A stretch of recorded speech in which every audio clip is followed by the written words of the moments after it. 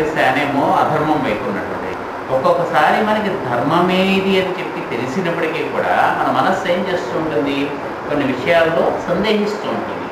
అంటే అవతల బాధపడతారేమో అని ఒక్కోసారి మనము చెయ్యవలసినటువంటి మంచిది చేయడం విషయంలో కూడా సందేహిస్తాం.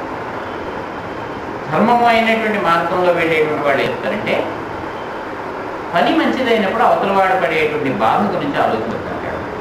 మనకేమిటి, అయ్యో వాళ్ళు ఏమనుకుంటారో మనం ఈ మాట అంటే, అయితే వాళ్ళు ఎలాగా అర్థం చేసుకుంటారో మనం ఇలాగ చెప్తే అనేటువంటి ఉద్దేశంతో కొన్ని మంచి విషయాలని కానీ కొన్ని మంచి పనులను కానీ చేయకపోతే మనం వెనకాడుతుంటాం.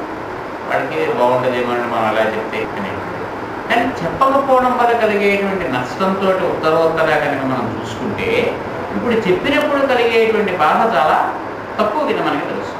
కానీ మనం ఏంటంటే ఆ క్షణంలో అవతల వాడికి ఉండేటువంటి భావాల గురించి ఆలోచించి మనం ఇబ్బంది పడతాం.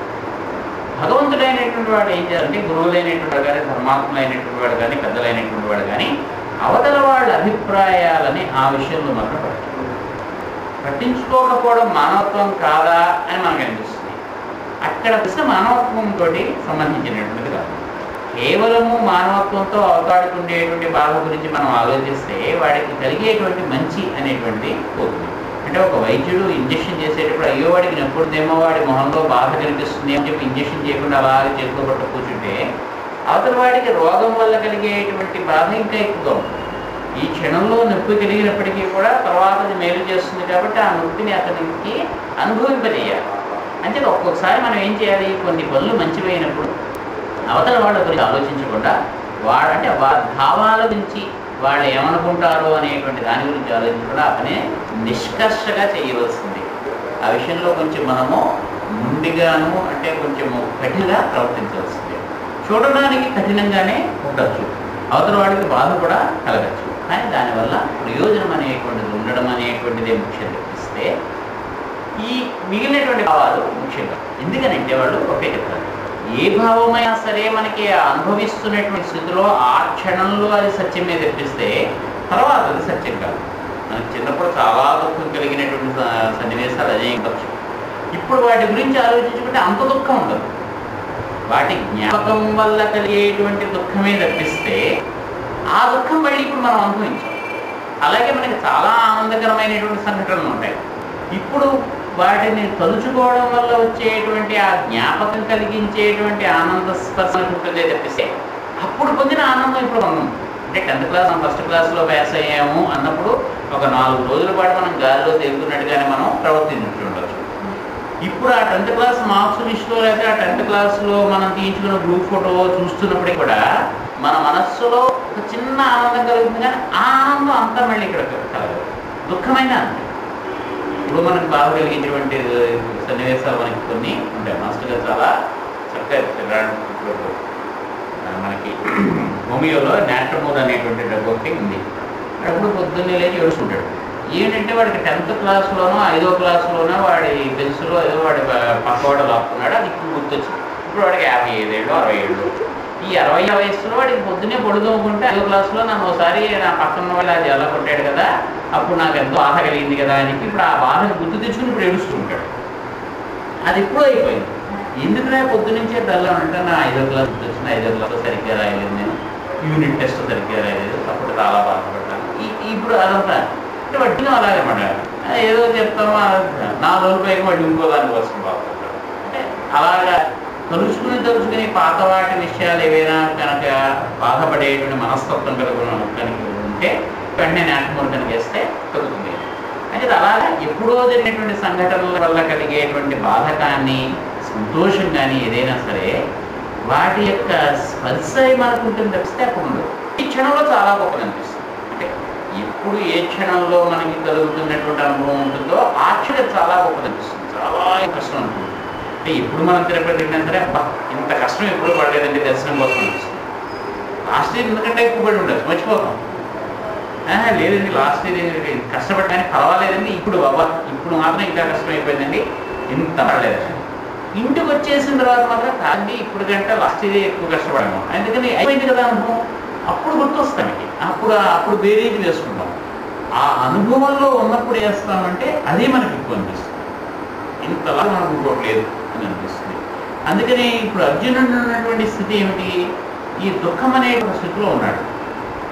ఇది నిజంగా దుఃఖం కాదు. కొన్నాళ్ళు పోయిన తర్వాత ఇన్ని కబుర్లు చెప్పినా కానీ నిజంగా రాజ్యం చేసేటప్పుడు అవునండి వాడు చెడ్డపనులు చేశారు, వాళ్ళని చంపి పడేస్తాను, కృష్ణుడు చెప్పాడు నేను చంపాను అని అంటాడు తప్పిస్తే ఇంత ఏడు రోజు అన్నం తింటున్నప్పుడు నా వాళ్ళందరినీ చంపేసి అన్నం తింటున్నాను, నా వాళ్ళందరినీ చంపేసి మా ఇంట్లో 2 రోజులు ఏడుస్తాడు, 2 రోజులు ఏడుస్తాడు, 3 రోజుల నుంచి ఏడవడం. ఆ విషయం అర్జునుడికి ఇప్పుడు చెప్తే అర్థం అవటలేదు. ఈయనకి తెలుసు ఆ విషయం. ఎందుకని మనుషుల మనస్తత్వాలు ఇవన్నీ కూడా ఆయన చూసేసాడు కాబట్టి. అందుకని ఆయనకి ఏమిటనిపించింది? చిన్నపిల్లవాడు ఏదైనా ముందు పట్టు పడితే ఎలా ఉంటుందో అదే అర్జునే ఇలా చేస్తున్నాడు అని ముందు చాలా నవ్వచ్చు.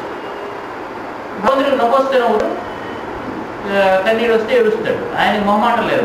మనకి నవ్వు వచ్చినా సరే వాళ్ళు ఏమనుకుంటారు అని ఇలా ముందు మూసుకుంటాం. ఏడుపు వచ్చినా సరే మీ ఇంతమంది మధ్యలో మనం ఏడిస్తే బాగుండదేమో కూడా మూసుకుంటాం. ఆయనకు అలా కాదు, ఎప్పుడు ఏడిస్తే అప్పుడు అలాగే మనసు వేరే చెప్తారు. ఆయన ఏ స్థితిలో ఉంటే 5 ఏళ్ళ పిల్లాడు అలా ఉంటాడో అలాగే 5 ఏళ్ళ పిల్లాడు కొంచెం అవుతాడు, ఏడుస్తాడు, వస్తే తుమ్ముతాడు. అంతేగాని అప్పుడు చూసుకుని ఎటికెసి అని అక్కడ కాదని పద్ధతులని ఇలాంటి వాటి కోసం చేయడు. ఇప్పుడు ఏం చేయాలంటే ఆ క్షణంలో ఆనందం కలిగించేటువంటివి ఏవైతే ఉంటాయో వాడు హాయిగా అనిపిస్తాడు. అంతే కదా భగవంతుడు ఇప్పుడు కూడా ఆ స్థితిలో ఉంటాడు. అందుకని ఏం చేశాడు? ఈ 2 సేవలకి మధ్యలో కూర్చుని ఇంకా వేరే పని లేనట్టుగా ఇంత దుఃఖపడుతున్నటువంటి ఆయన చూడగానే ముందు వచ్చింది. నువ్వు అప్పుడు ఇలాగా అన్నాడు భగవాను వచ్చాడు అన్నాడు. అసూయాన్ అన్వశోచన్ స్వాం ప్రజ్ఞావాదాంస్య భాషసే గతాసూన్ అగతాసూన్ చ నానుశోచంతి పండితాః. మొదలుపెట్టు. నువ్వు 2 పనులు చేస్తున్నావు. ఏం చేస్తున్నావు?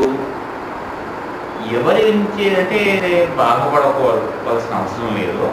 ఏ విషయం గురించి అయితే మనం పెద్ద పట్టించుకోవాల్సినటువంటి దుఃఖపడవలసినటువంటి అవసరం లేదో దాని గురించి నువ్వు అంటే ఎవరి గురించి సంహరించడం కోసం అయితే పెద్ద నువ్వు ఆలోచించాల్సిన అవసరం లేదో వాళ్ళని సంహరించడం ఏంటంటే అదో పెద్ద ఇష్యూ కింద చేసేస్తున్న నువ్వు దాని గురించి పెద్ద దుఃఖపడిపోతున్నావు. ఇది ఒకటి. రెండవది ఏం చేస్తున్నావు? ఇంత ఇలాంటి తప్పు పని ఒకటి చేస్తూ సమర్థించుకుంటూ ప్రజ్ఞావాదాంశ ఆశసే అన్నాడు. అంటే నీ తెలివితేటతోటి కొన్ని వాదనల్ని నా ముందు పెట్టినావు. వాదనలు 2 రకాలు. అందుకని మన పాండిత్యంతో వితండవాదం ఉంటాం. అందుకే పాండిత్యంతో కేకడం అంతే.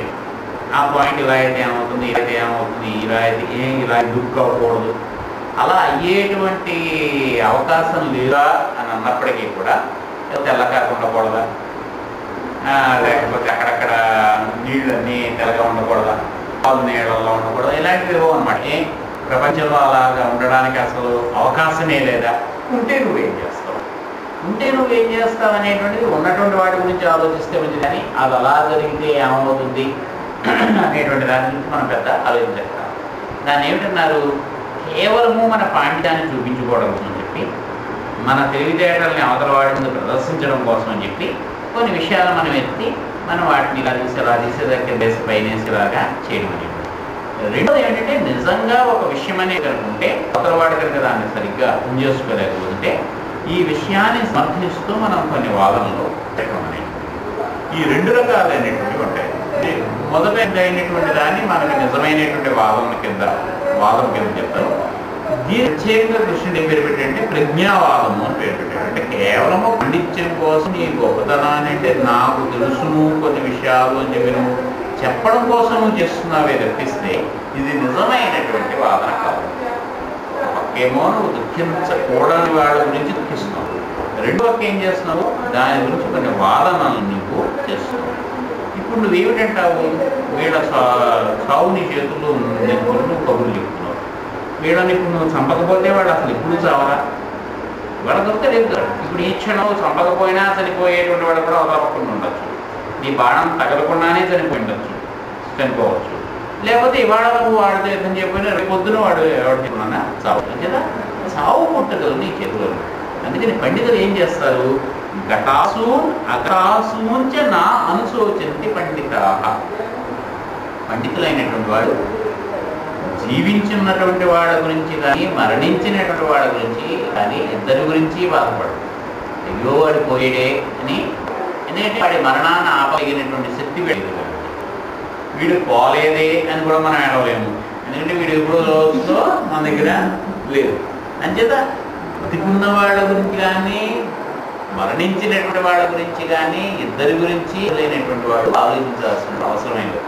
వాడితో మనకు ఉన్నటువంటి పని ఏమిటి?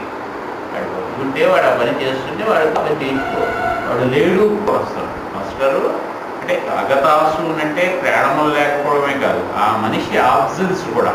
ఇంకేం కలుగుతారు ఏదైనా ఒక పని నలుగురు చేశారు అనుకోండి, కొన్నాళ్ళు అయ్యాక మనకి ఏమనిపిస్తుంది, ఈ పని మనమే చేస్తున్నాము, మనం లేకపోతే ఈ పని జరగలేమో అనేటువంటి ఒక భావన గడిపోతాం. అప్పుడే ఆయన ఒకటే చెప్పారు, మనం లేకపోతే మన